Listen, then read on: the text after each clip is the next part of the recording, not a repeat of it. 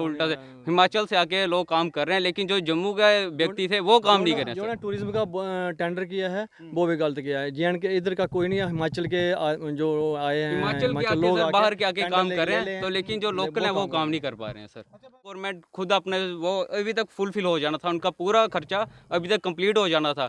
Government ने हमें खज्जल किया है, हम कहाँ जाएं अपनी फैमिली को लेके सर। के लिए 2.5 लाख में 5 साल जी का सर, अनुभव, जी। जहाँ पे आपको 1 साल के जी, लिए जी। 18 लाख रुपए देने। 18 लाख देने पड़े सर, हम फिर भी उनके पास पाँव बांध रहे हैं सर, उनके फिर भी पैर छू रहे हैं उनके बार बार जाके, लेकिन सर वो फिर भी हमें खज्जल कर रहे हैं। लोग पता नहीं क्या समझते हैं, मतलब कि समझते कुछ नहीं है। कोई फैमिली सर्वाइव करी है, उनको देखना चाहिए सर। एक ज़माने में मेरे पीछे जो आप देखेंगे ये रावी का वो दरिया है, जिस दरिया के ऊपर डैम बना है, और डैम बनने के बाद यहाँ के लोगों की ज़िंदगी बदलने का एक अवसर जो है राज्य सरकार ने और केंद्र सरकार ने जो है यहाँ पे खड़ा किया। लेकिन उस अवसर में क्या हुआ कि यहाँ के जो पुराने निवासी थे, जो एक ज़माने में लकड़ी की बोट चला के जो है अपना घर का गुजारा करते थे, और घर का गुजारा उनका उसी बोट चलाने पे 10 रुपये 5 रुपये जो यहाँ से वहाँ और वहाँ से यहाँ, मेरे अगर आप उधर देखेंगे उस साइड वो आपका पंजाब और हिमाचल का इलाका है, और इस वाले में जम्मू कश्मीर यूटी का इलाका है। तो आप समझ सकते हैं कि आप इन दोनों इलाकों की रिश्तेदारियाँ भी हैं, और जो लोग वहाँ से यहाँ आते थे और यहाँ से वहाँ जाते वो लकड़ी की बोटों पे जाते थे, और उससे जो वहाँ पे बोट चलाने वाला था वो कहीं ना कहीं अपने घर का गुजारा करता था। तो उस वक्त सरकार ने ये कहा कि पुराने ज़माने की बोट्स को छोड़ के आप नए ज़माने के तरीके से चलें, और डेवलपमेंट की एक आशा और एक उम्मीद जो है इन सब लोगों के बीच में जगाई। और अब मेरे सामने आप नीचे देख सकते हैं, ये फॉरेस्ट डिपार्टमेंट का एक इनिशिएटिव था कि यहाँ पे बोटिंग कराई जाए सैलानियों के लिए भी, और उसके लिए अच्छी खूबसूरत बोट्स यहाँ लाई गई जो 15 सीटर भी हैं और 12 सीटर भी हैं, अलग अलग प्रकार की बोट्स हैं।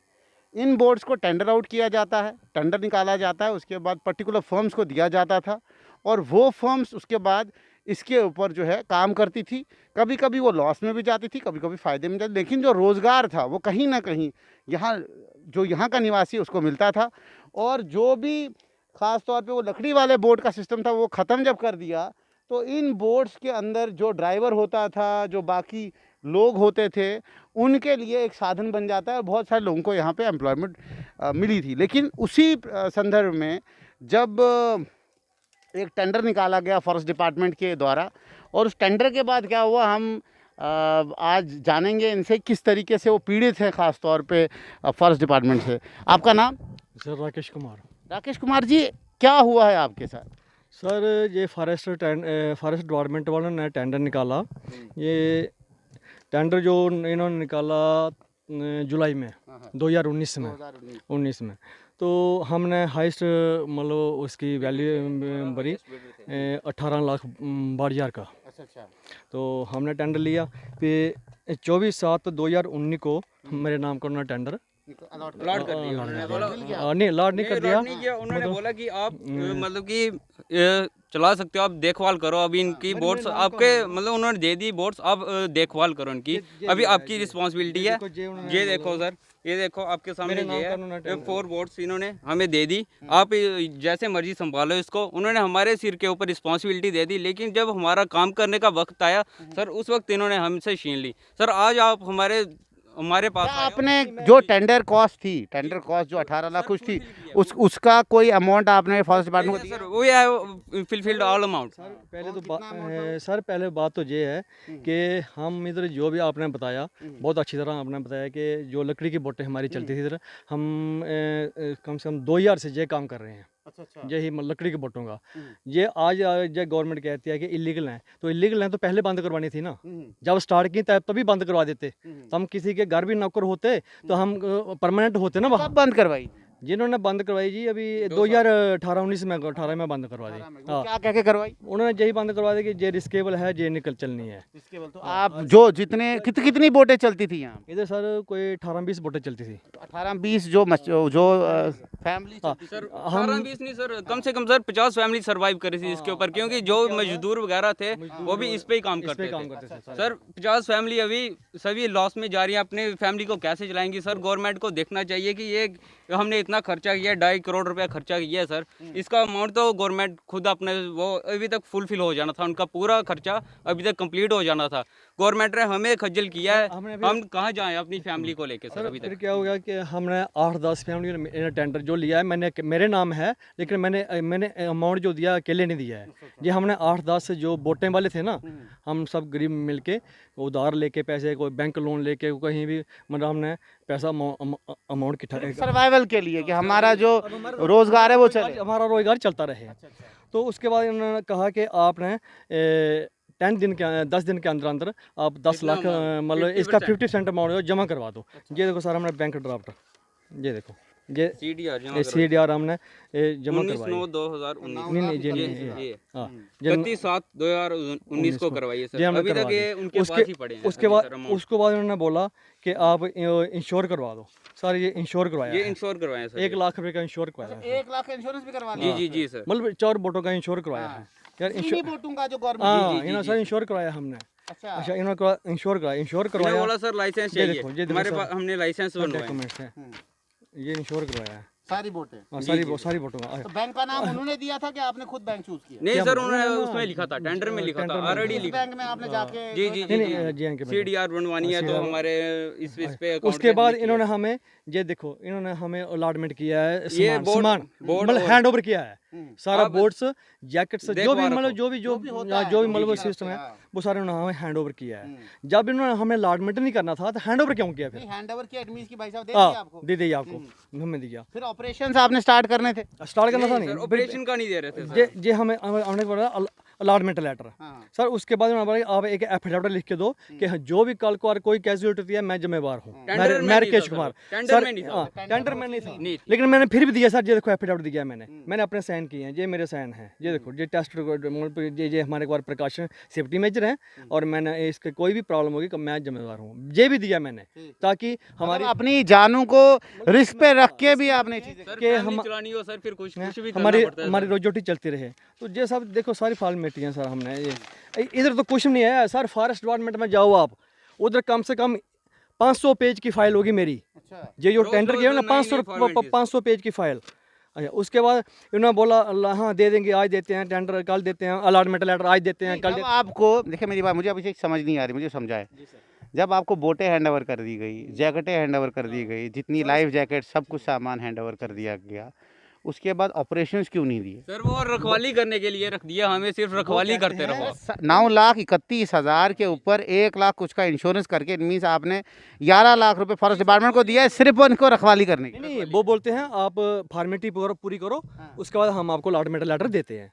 बस फिर जब हमने पूरी फॉर्मेलिटी कर दी, आज देते हैं कल देते हैं, ऊपर से अप्रूवल लेनी है, अप्रूवल आ जाएगी। और कहाँ से लेते हैं? यही तो बात है ना, ऊपर का जब अप्रूवल नहीं थी आपके पास तो आपने टेंडर कैसे कर दिया?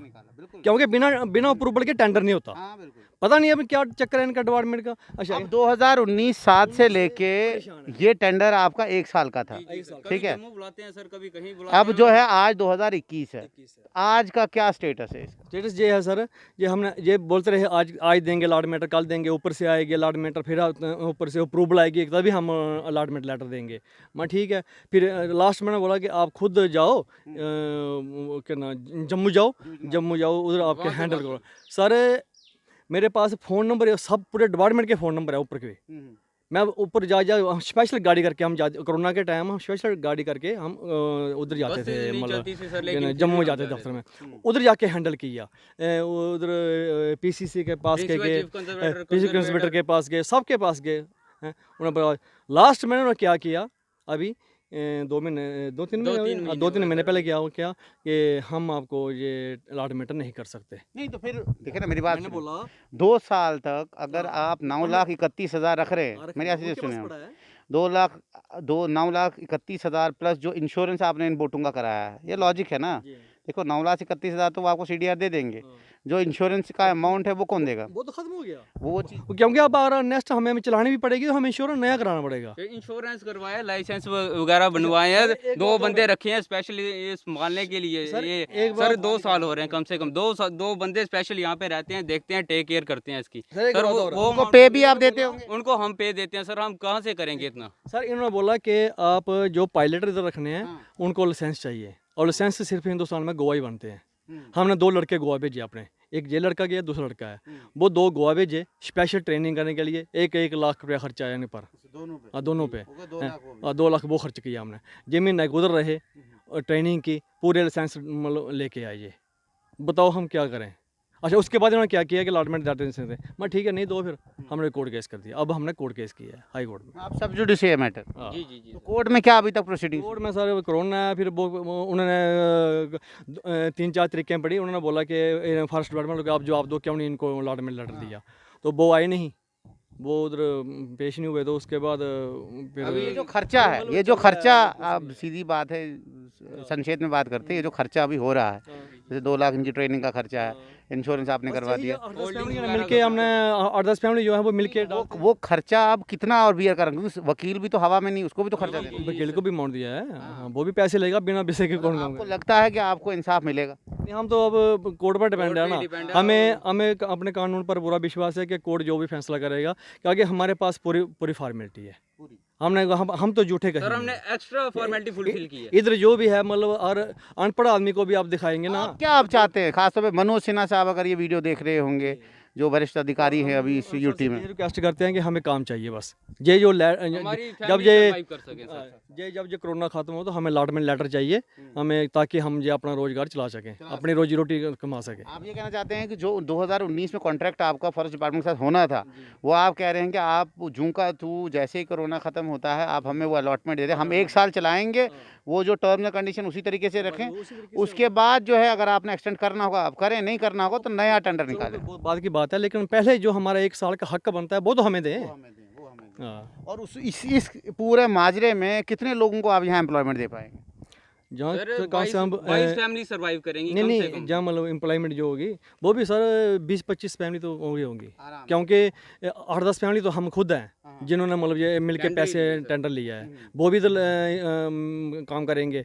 फिर हमें कोई मतलब काउंटर पर रखना पड़ेगा, कोई मतलब नीचे ऊपर, मतलब बहुत काम है। 8-10 फैमिली हैं और लड़के और भी। कितना फ्लो होता है टूरिस्ट का? ये सर पहले थोड़े दिन चलता है, अब चला नहीं है, हम कैसे बता सकते। नहीं, फिर भी फ्लो चल तो रहा सर है। हमने जब टूरिज्म का देखा है, टूरिज्म का टेंडर किया भी इन्होंने 2.5 लाख का सर। सर वो 2.5 लाख का 5 साल के लिए टेंडर हो गया सर।